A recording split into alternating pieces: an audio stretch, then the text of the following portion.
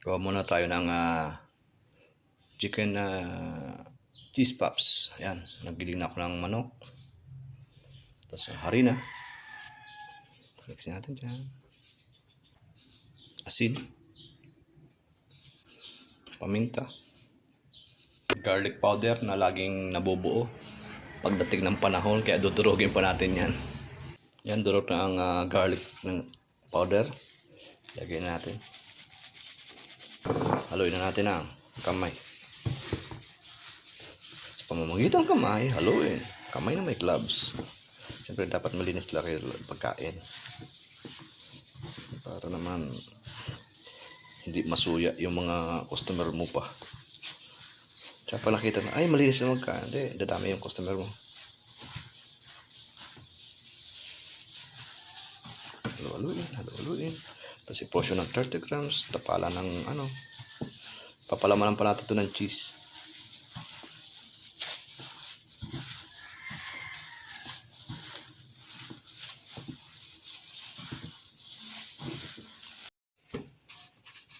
Siyempre 30 grams ulit.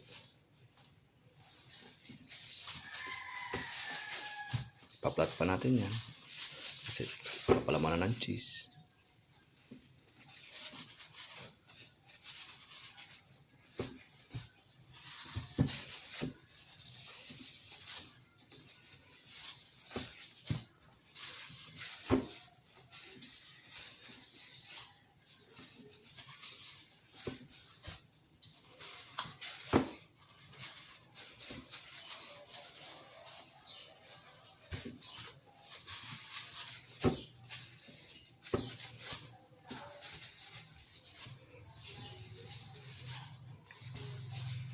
Gagawin ko sana yung chicken cheese puffs,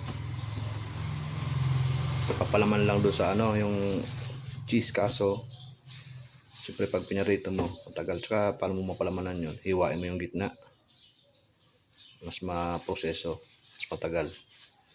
Kaya giniling ko na lang, giniling na manok. Masarap kaya pag giniling na baboy or giniling na beef cheese fries, kaso mas mahal yung beef.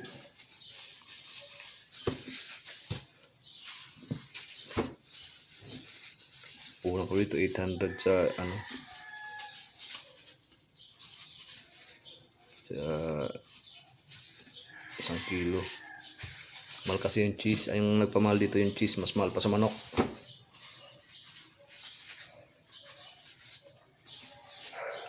Cheddar. Alam naman, nasa Pilipinas tayo, mahal ang lahat. Nasa iyo na ang lahat. Yung cheese pamahal.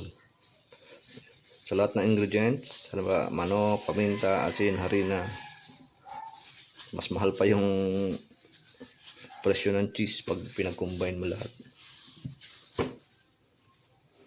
Dapat makabili ako ng gloves na yung goma, para ito kasi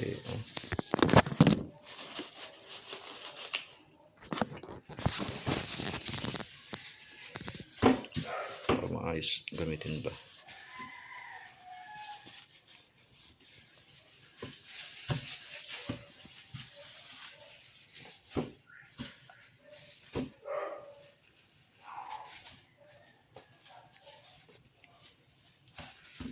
Dirty is dirty.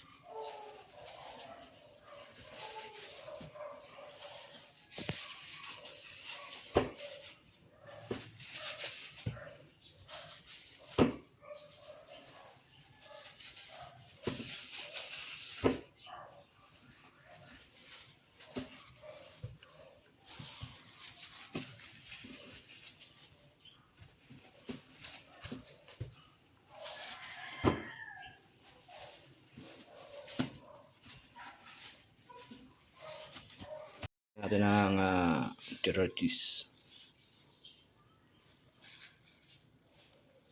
Binilang karami. 5 grams.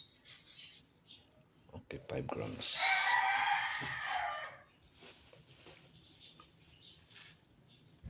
Dapat plat na plat para magkasya.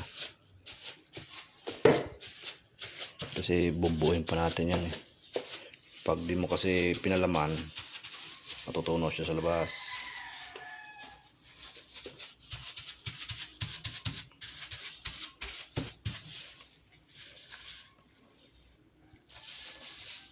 Ganyan lang karami. Lalagyan na ng 5 grams ng cheddar cheese. Mamaya, bibilog-bilogin natin yan. May limit ang video ngayon sa cellphone. Biglang nawawala eh. Kailangan pindutin ulit eh.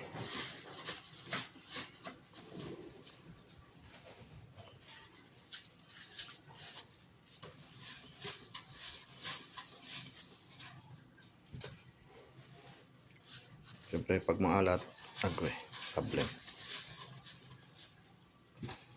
Kaya nga, kunti lang ako maglagay ng asin. Minsan sa di mo malasa na may asin yung niluluto ko eh. Kasi nga, ayoko na maalat. Pagkain, nahihilo ako. Pag maalat. Lalo pag yung ugan naman sobrang alat ito, high blood. May high blood kaya ito eh.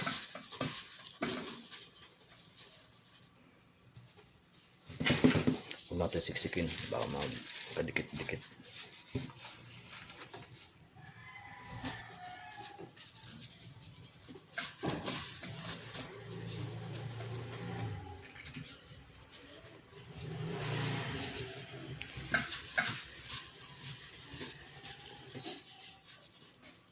Ayan na. Okay na. Dadag tayong breadcrumbs.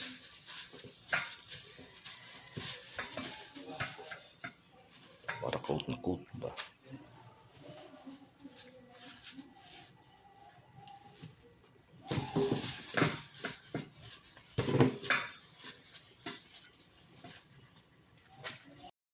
Ayan, tapos na natin i-coat. Siyempre, dispose na yun mga yan. Lagyan natin sa freezer.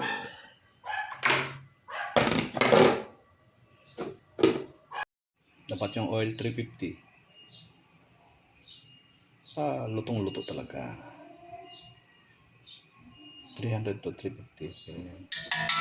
344. Lutuin natin yung nuggets. Testing ba? Dalawa.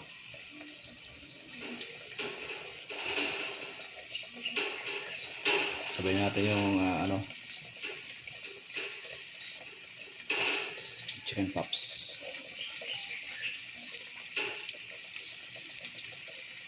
Pag lumutang, luto.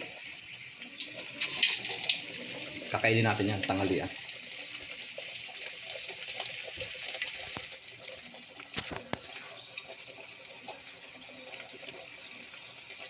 Yan na siya, lutang na. I-drain natin ang oil.